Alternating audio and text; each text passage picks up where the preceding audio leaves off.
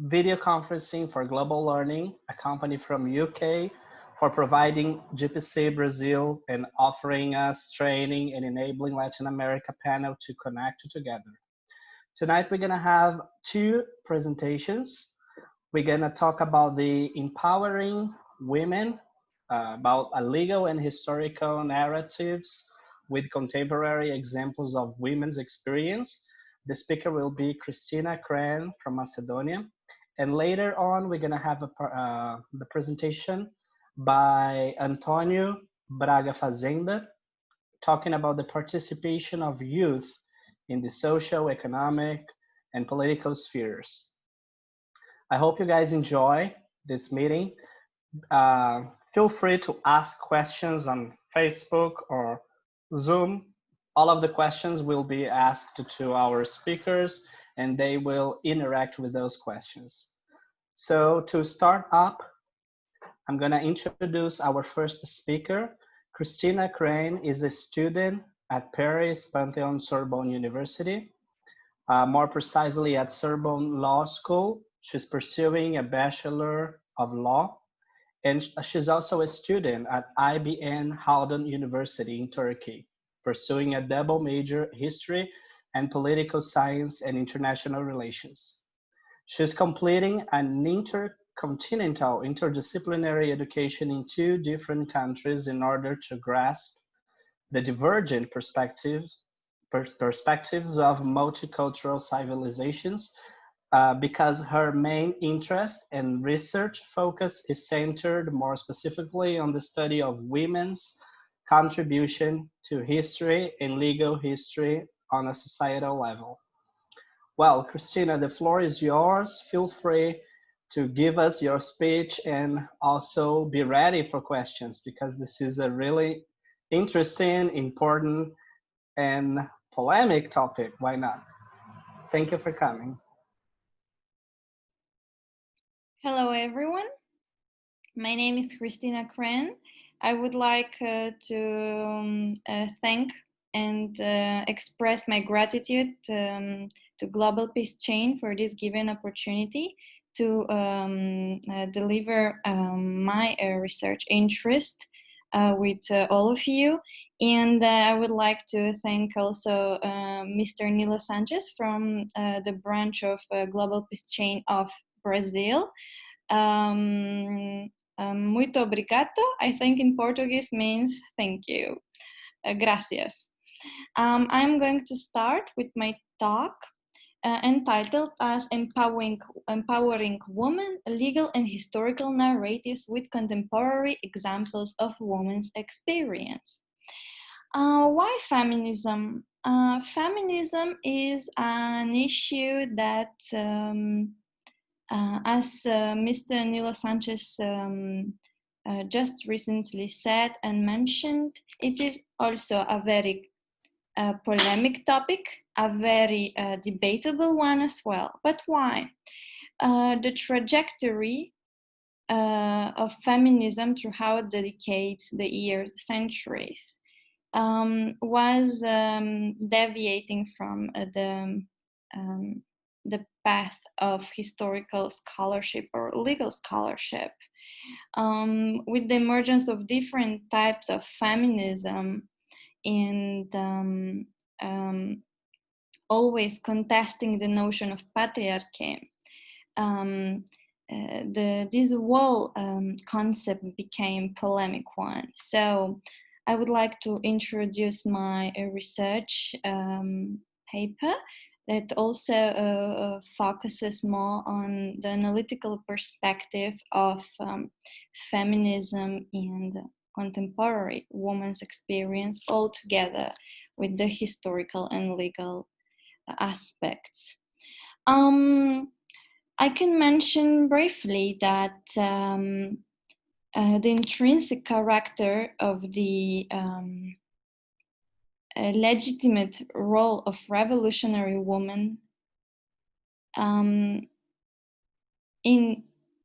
during the French Revolution did emerge this whole philosophy around institutionalization of women's rights in the course of the 19th and 20th century. So in the Western world, since the emergence of the French Revolution, we see a process of institutionalization of women's rights. That was a period of gender conflict in the French society because of the masculine approach of womanhood in the societal circle of power, where the integrity of women as human beings was undermined and often ignored. I would like to mention few prominent leaders of the French revolutions, known as the first revolutionary feminists or Western feminists who raised their voice because they were decisive to make a change. Among them, there is Olympe de Gouges, Simone de Beauvoir, and Simone Weil, that elevated the position of women in the society by denouncing the perennial status quo of male absolutism. The Women's March, for the first time in history, forced a king to capitulate in the 18th century. A royal dynasty was destroyed only by the intelligent actions of women activists, such as Olympe de Gouges, Madame de Staël, Charlotte Corday, Marie Wollstonecraft, and most importantly, during the French Revolution, the decisive role was led by the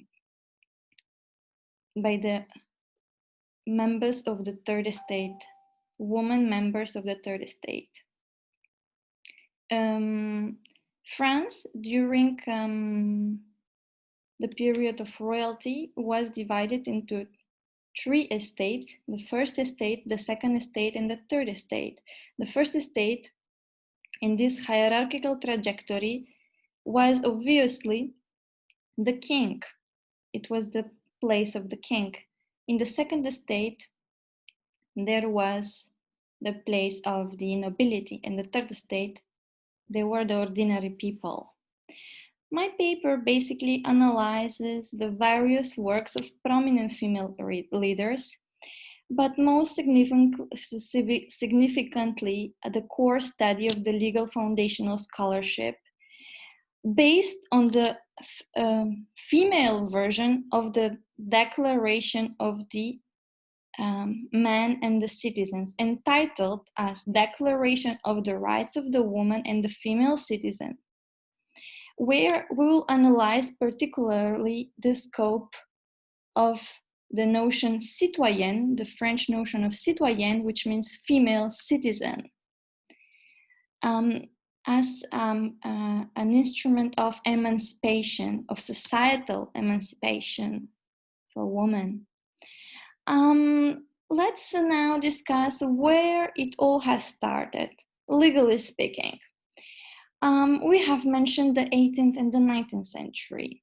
Therefore, the implementation of the notion of women's rights during these 2 centuries started to flourish relatively rapidly. Therefore, we see men at the beginning to be the holders of the prerogative of political power, where this political power defined women as passive citizens or vulnerable objects, susceptible to deviate the perfect circulation of the public order established by men. Therefore, here I'm criticizing the superiority of the patriarchy, or basically in modern or popular language, machism. Therefore, in 1789, as I said, the French Revolution occurred, and I qualify that as an abrupt societal revolt in a very changing political landscape, where simply women expressed publicly their discontent. Because the government basically was refusing to acknowledge the existence of womanhood only manhood was considered to be prevalent, dominant, and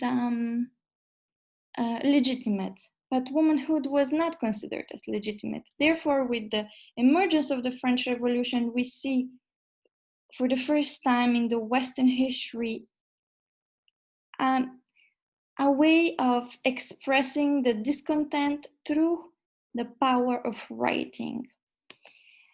Women were characterized as fearless mothers, decided to combat male supremacy. So basically, the goal of this prominent woman that I just have mentioned recently was to combat the male supremacy by applying a strategic politics of resistance for the first time in history in order to reduce the menace of social extinction.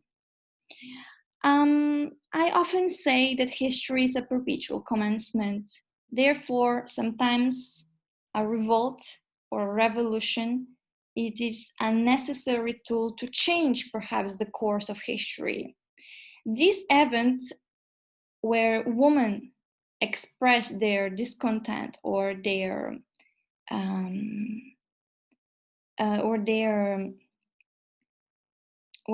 where they suddenly started to break the silent process of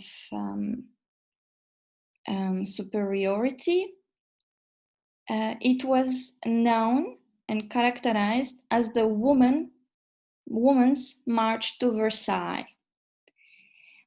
Basically, if we speak about the period of 1791, we can notice that in France there was a massive hyperinflation where basically the people of the third estate, as I mentioned previously, the people of the third estate were the people who actually couldn't afford buying a piece of bread, or in other words, ordinary people.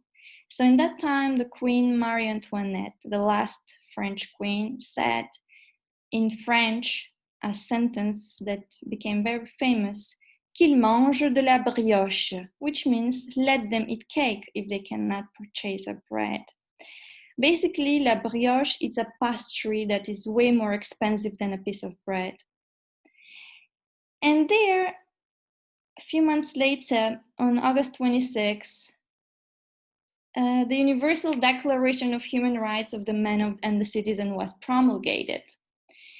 Obviously, at the beginning, there was the popular opinion reigning among the mass of people where basically the content of the declaration insulted the dignity of many feminists who considered that praising the prerogatives of men on a large scale is actually completely denigrating the wide spectrum of women's rights, and that constitutes actually a social danger.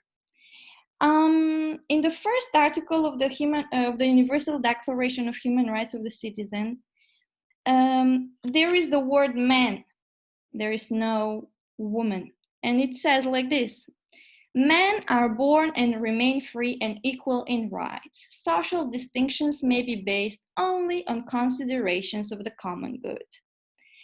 The above underlined words, such as men and social distinctions, undermine literally the position of women in the societal hierarchy, where women are often portrayed as to be the subordinate of men or simply being subjugated. Also, the second article of the French Declaration of the Man and the Citizen is actually silently neglecting the notion of gender parity. As it says, the aim of every political association is the preservation of the natural and imprescriptible rights of man. So there is again man, there's no woman. These rights are our liberty, property, safety, and resistance to oppression. So technically, the resistance to oppression, it was a term actually coined by the male legislators in order to demonstrate that once again, women were portrayed as passive objects. where there was no space for them in the societal circle or the societal warfare to express their discontent or simply resist the oppression of men. So, by this act, the prominent French woman of letters, named as Olympe de Gouges, she drafted actually the most notable declaration of human rights of the woman and the female citizen, which is unique in its kind. So she basically drafted the female version of the French Declaration. So with this process actually emerged another process known as the independization of women, where political rights were granted for women as part of the societal circle of power. So Olympe de Gouges, at the preamble of this declaration, she just basically launched an alarm by saying, "Woman, wake up. The tocsin of reason sounds throughout the universe. Recognize your rights." So basically, the courageous woman of revolution, or first revolutionary feminists, combated the passivity of the male absolutism by utilizing some notorious legal instruments such as the active participation at the National Assembly, street protests, Association of Women, etc. The women of the Third Estate were the most vulnerable group because of malnourishment, no access to basic conditions for life, etc. So there emerged the process of categorization started to be debated, started to be polemic. Why there should be the categorization superiority, man, subordination, woman.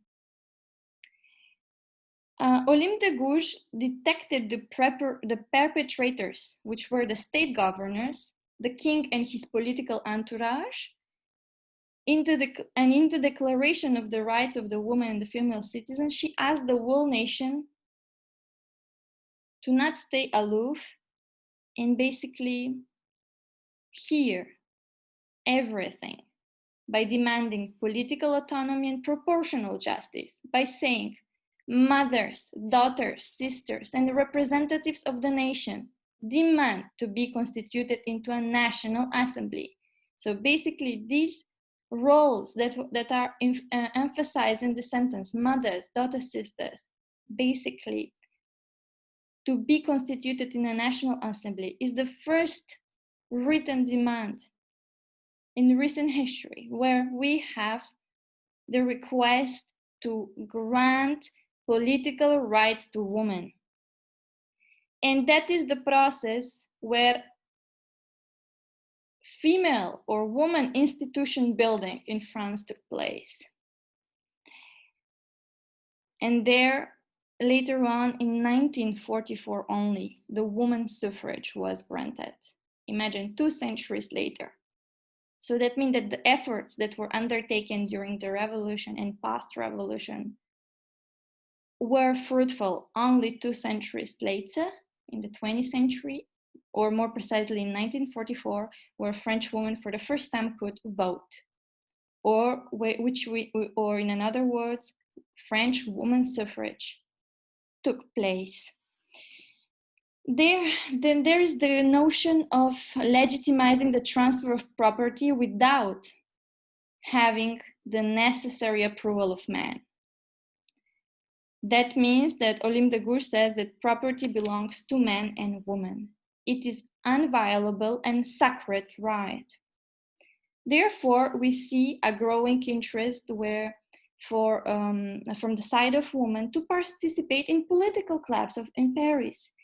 And in the aftermath of the revolution, the significant Society of Revolutionary Republican Women was inaugurated, more precisely 4 years after the French Revolution in 1793. So the Women's March during the French Revolution changed the course of history. So women, by utilizing the instrument of writing, could express their opinion and finally speak and hear the sound of their voice. Therefore, this Women's March was endowed with a hybrid nature. This hybrid nature has two branches. From one branch, or from one side, there is the monarchical absolutism, who were the holders of the privileges, who were not allocating any basic rights for the citizens. And from another hand, the other branch is that these actions of those who are holding the privileges, their actions provoked in the French state a famine or a food shortage to occur. And that's actually what launched the French Revolution. Overtaxation and the lack of food did simply wake up the reason of the people, mainly the women, to go to combat the male absolutism and restore justice. Therefore, we see that the seeds of revolutionary feminism, a process of a distraction of the perennial status quo of the male political authority, has emerged. And there we see nowadays, finally, contemporary examples of woman experience, which is the core theme of my topic in my research paper. How women shape the course of recent history. So the transition of women's evolution from submissive mothers to fearless leaders speaks a lot about the prominent woman figures who contributed greatly for the realization of the wider spectrum of women's rights.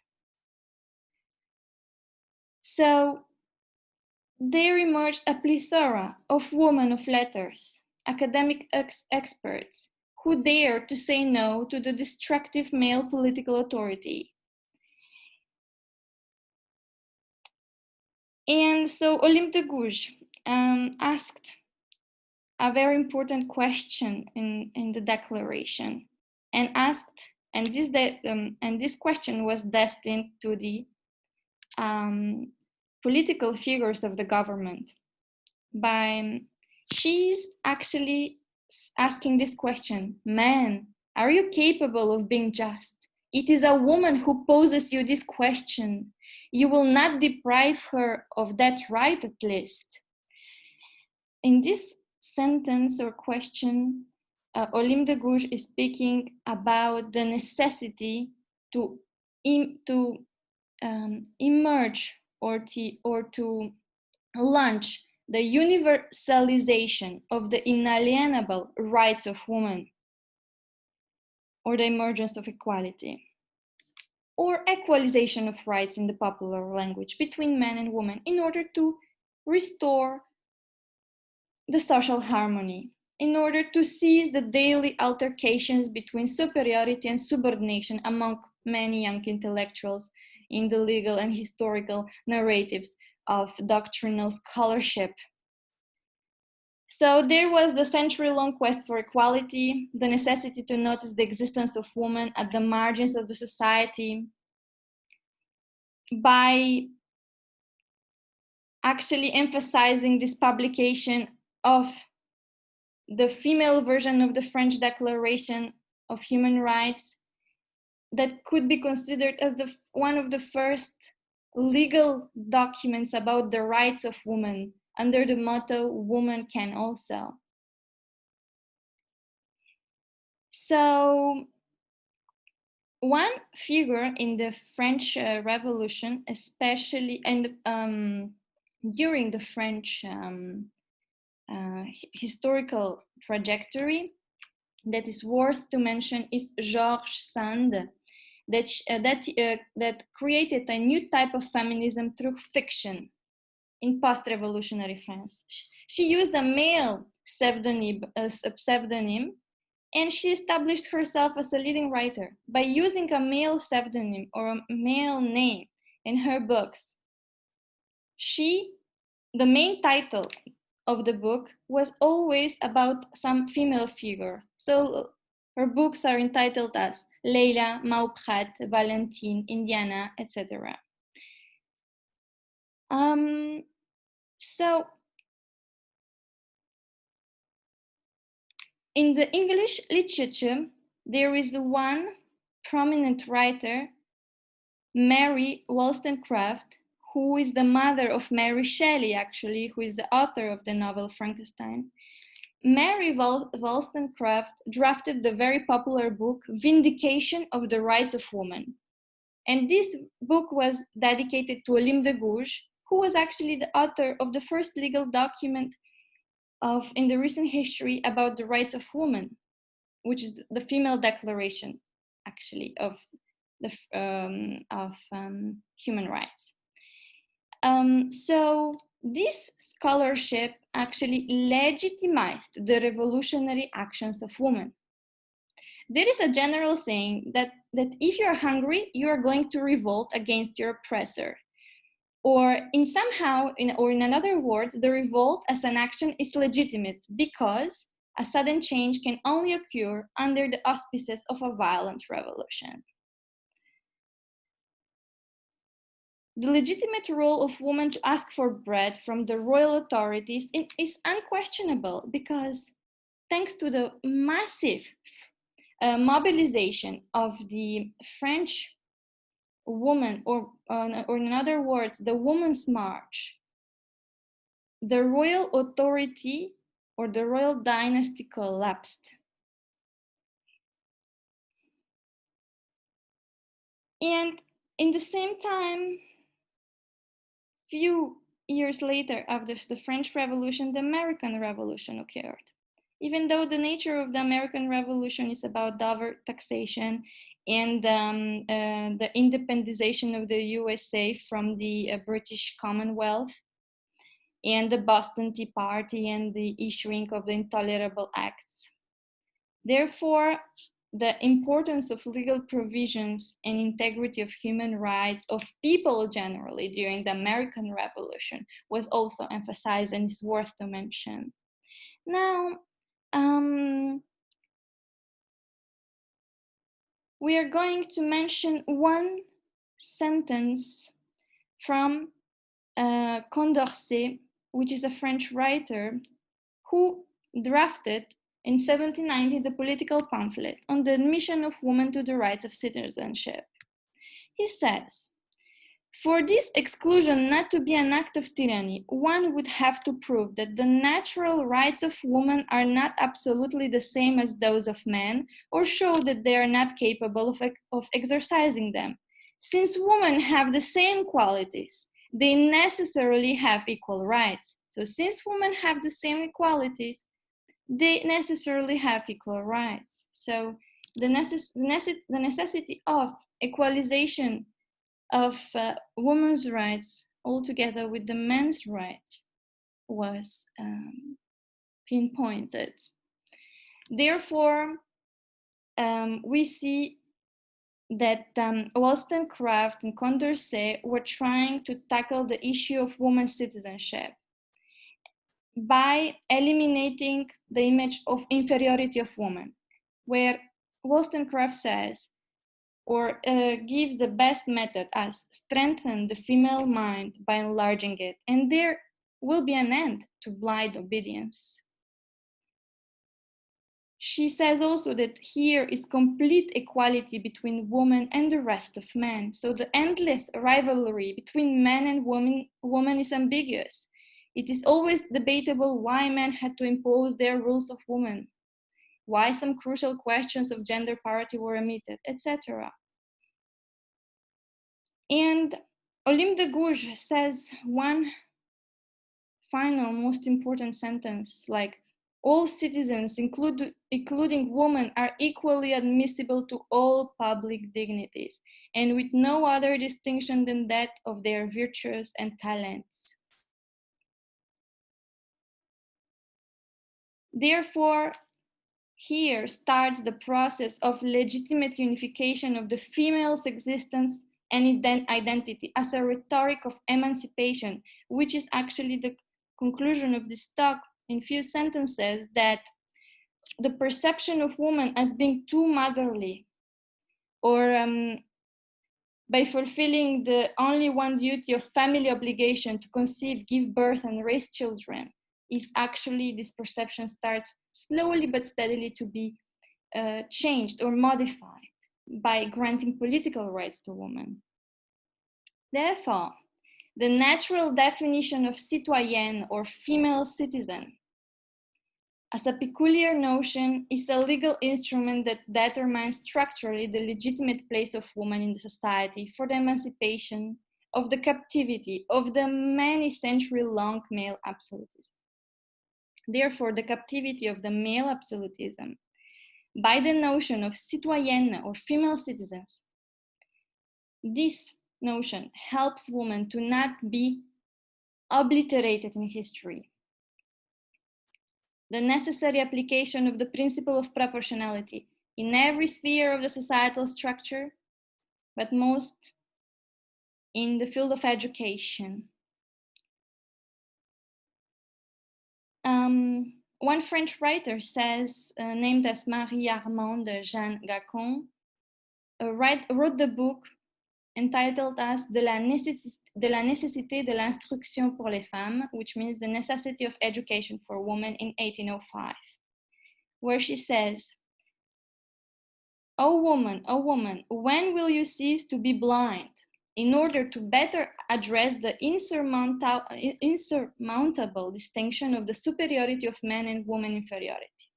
Therefore, Olympe de Gouges proposes a form of a social contract between men and women, where the repartition of wealth among the spouses will take place and the future of the woman will be ensured, especially in terms of mutual property. So the right of woman's property is emphasized, granting property to women. Therefore, Mary Wollstonecraft says, I'm calling with the firm tone of humanity, by reflecting the necessity of individualization of the woman's rights.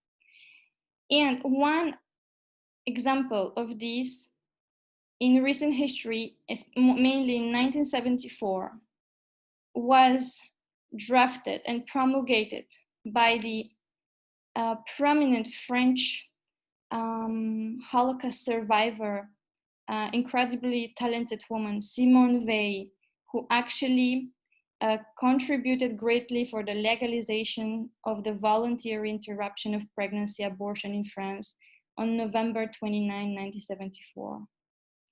Therefore, calling with the firm tone of humanity, as Wollstonecraft says,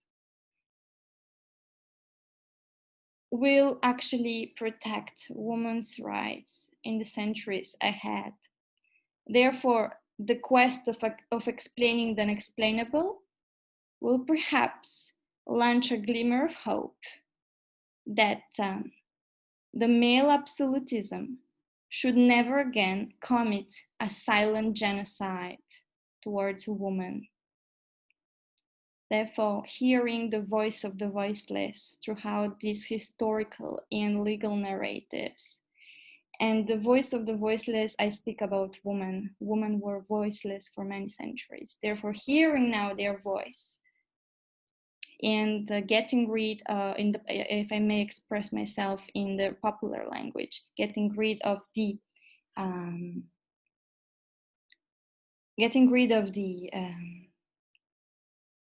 the demand for obedience, respecting the male superiority. Therefore, the French Revolution was a significant approach to launch the universalization and institutionalization of women's rights.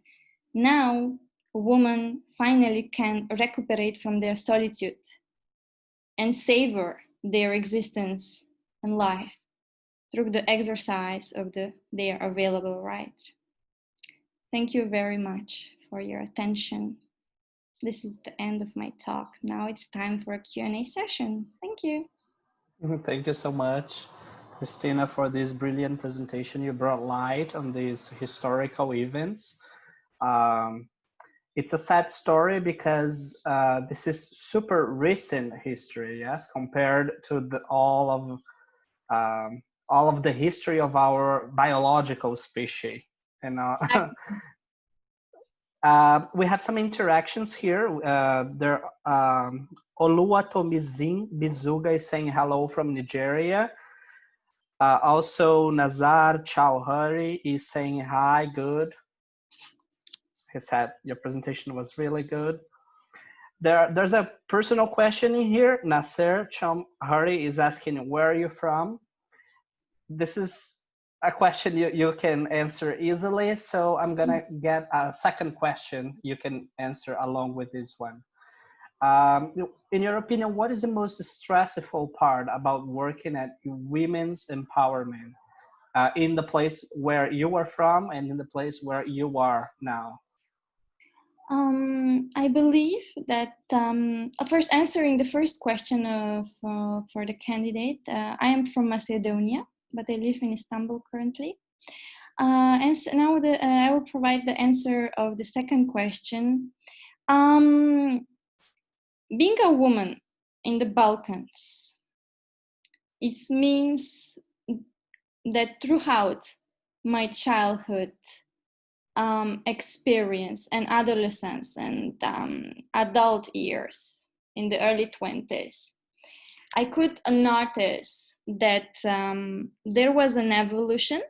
When I was little, the authority of the man was really prevalent.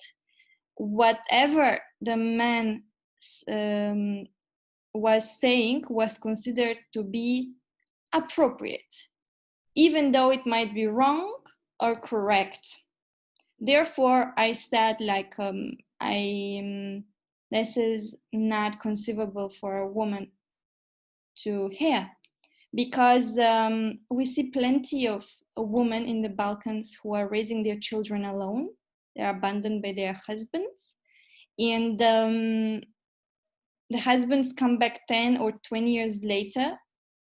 It's not a common issue, but it happens a lot, to reclaim their children back.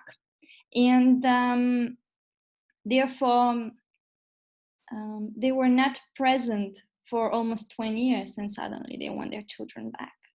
So basically, we see that there is a discrepancy, or there is some disturbance, because this disturbance creates polemic. Is not portrayed what the mother did for raising the child, how hard she needed to work for raising the child. But always might be mentioned, oh, that this is the husband, this is the father, so therefore people make mistakes. And the justification of people making mistakes is a very frequent one and very abused to some extent.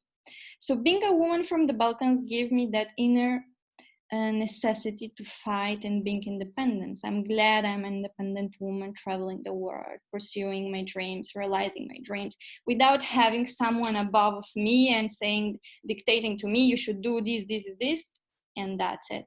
I believe that every woman of the Balkans have the necessary talent and the necessary skill to think, take decisions, and by taking decisions to assume responsibility.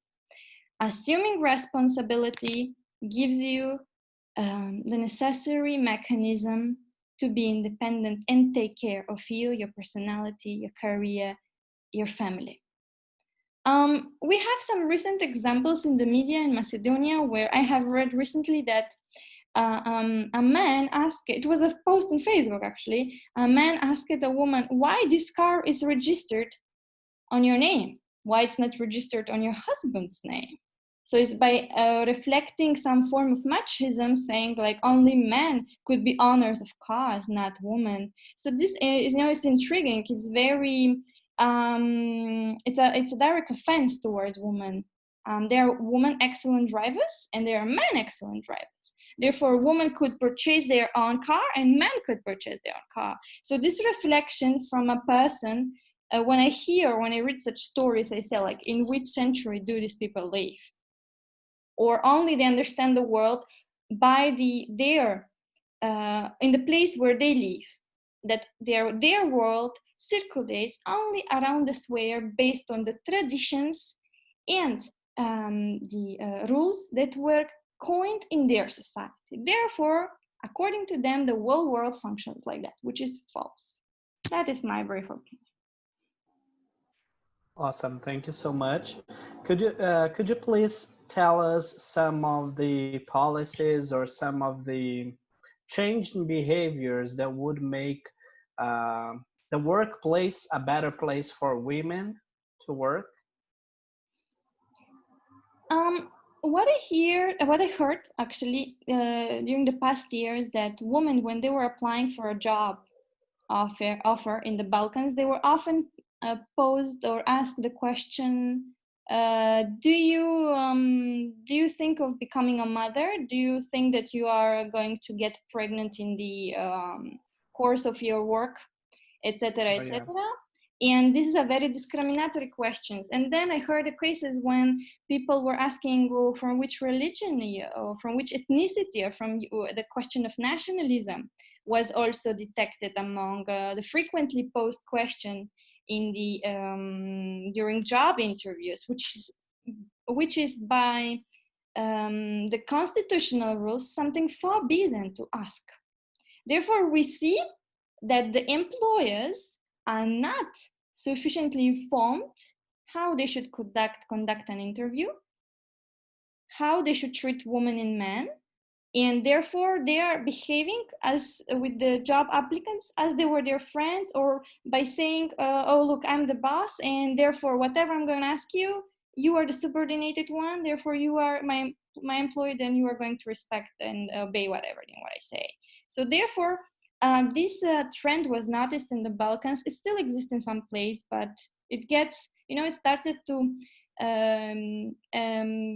not be noticed or gets eliminated slowly, because now young people leave the country and they go in Germany, Sweden, in Argentina, or in other places of the world to seek for better job opportunities.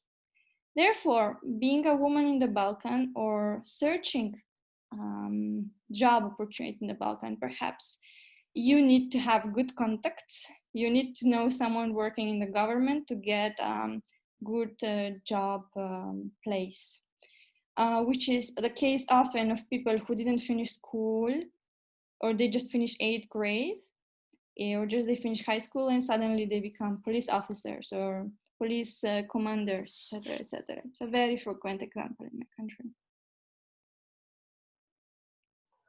Well, not asking for a recipe or something, but could you give us some tips or advices on how to make a young man to be aware of his own privileges for just performing some uh, masculine gender behaviors? I would say that it's very necessary to follow the information of your own time, of your own era, of your own generation mainly. We promote nowadays the usage of gender neutral language. This is one of the tips that is promoted and which I really consider appropriate.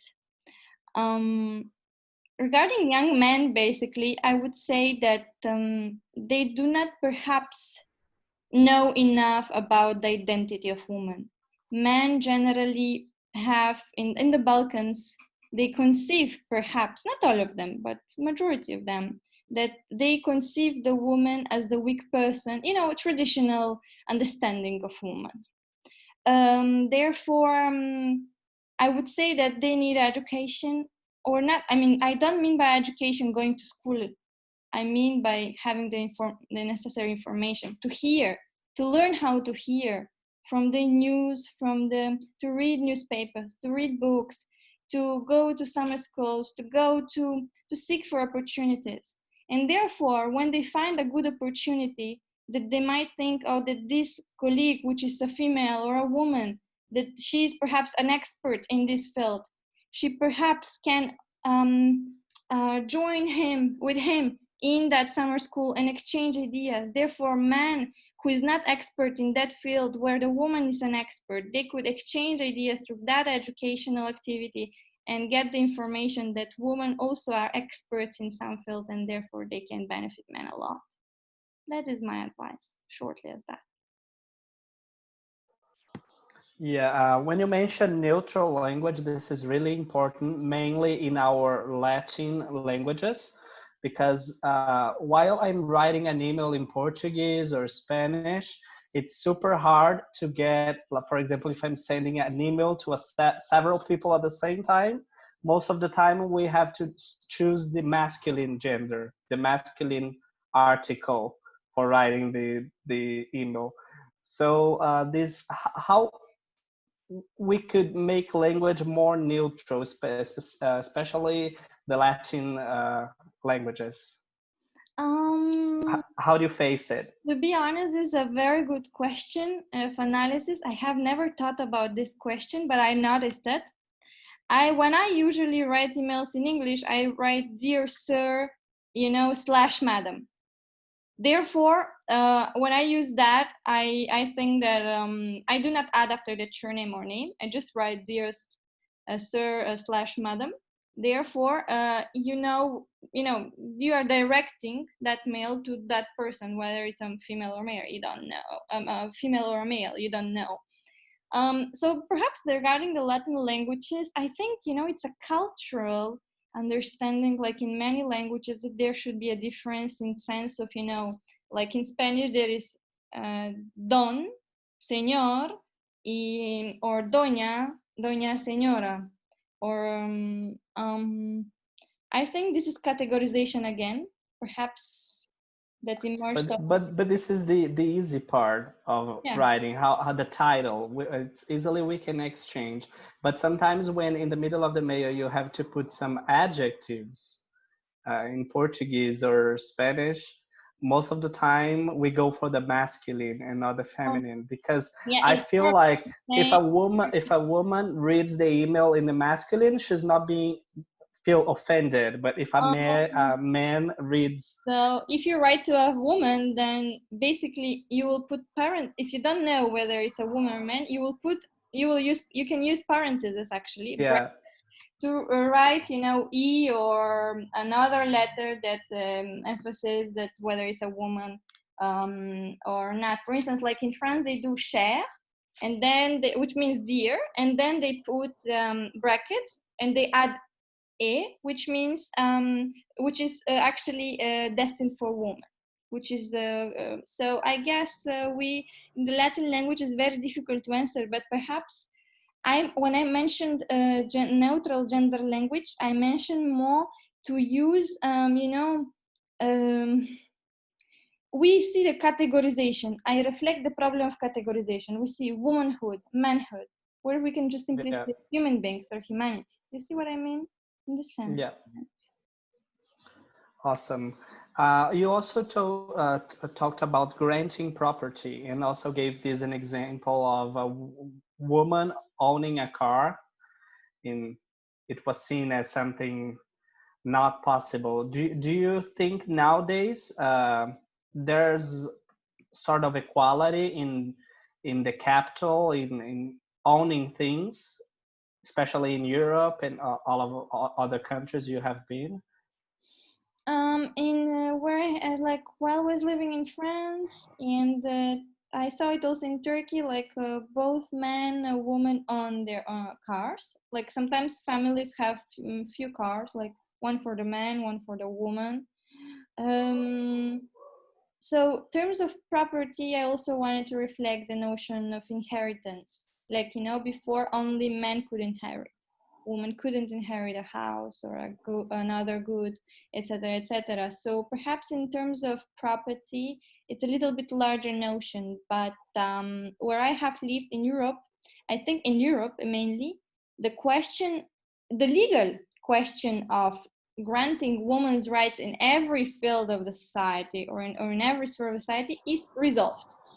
But how it is in the practical life, how these rules are applied in the practical life, I would say that within the sphere of the European Union, there are many organizations who make studies, who make statistics. And basically, when people, especially employers, do not respect rules, they are fine generally. But, how difficult is to implement fully the legal provisions or the law, and then compare it whether the law is really applicable in the real life. That is also another question, and it's always subject to discussion as well.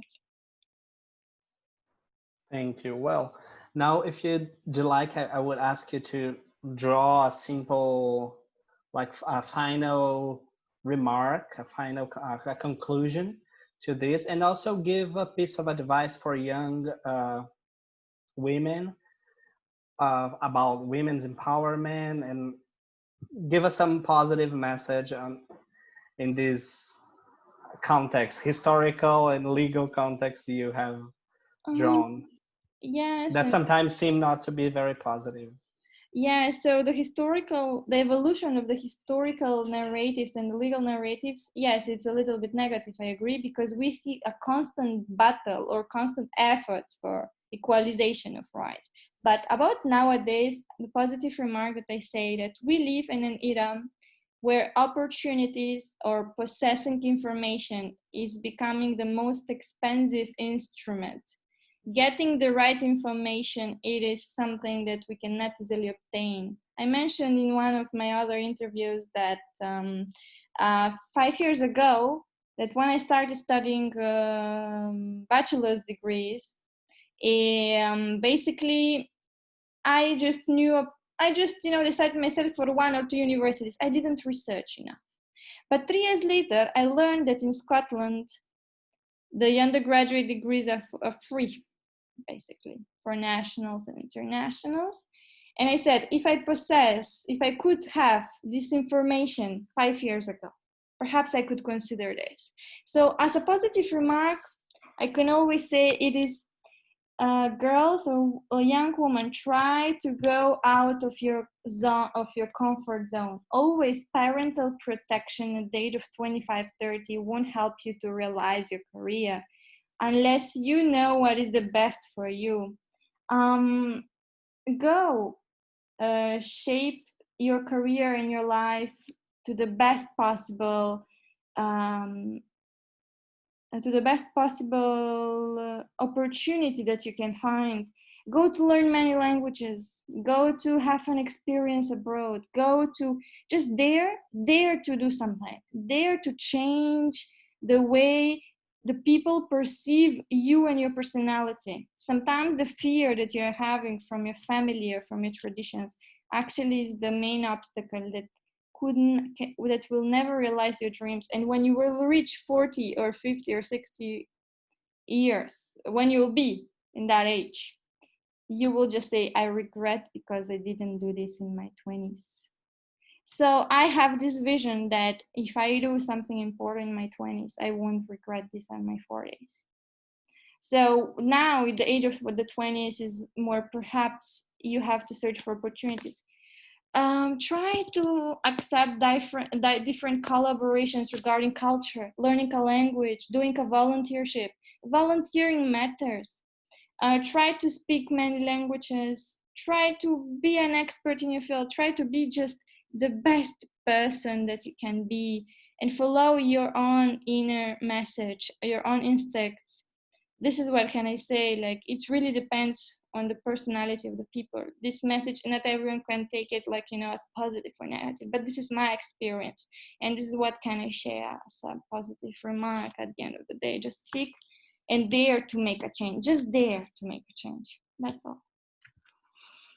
Thank you so much, Hristina. It was awesome having you here. Thank you. Now we're gonna have Antonio's presentation. You are invited to be here to interact, but it's late in Turkey. Yes, that's okay. It's like about 1 I'll a.m. stay to hear him as he was hearing me as well. He was hearing me as well during an hour. He deserves me to hear him to hear his speech and his talk for an hour as well. Like, perhaps his research will help me to figure out new perspectives of law or history that I didn't hear about before. Yeah, that's awesome. Thank you. Well, now we're going to have the presentation by Antonio Braga Fazenda. He's going to talk about the participation of youth in social, economic, and political spheres. He's from Angola. And so probably he's going to draw some about his experience in his country, but also about different places he's been to.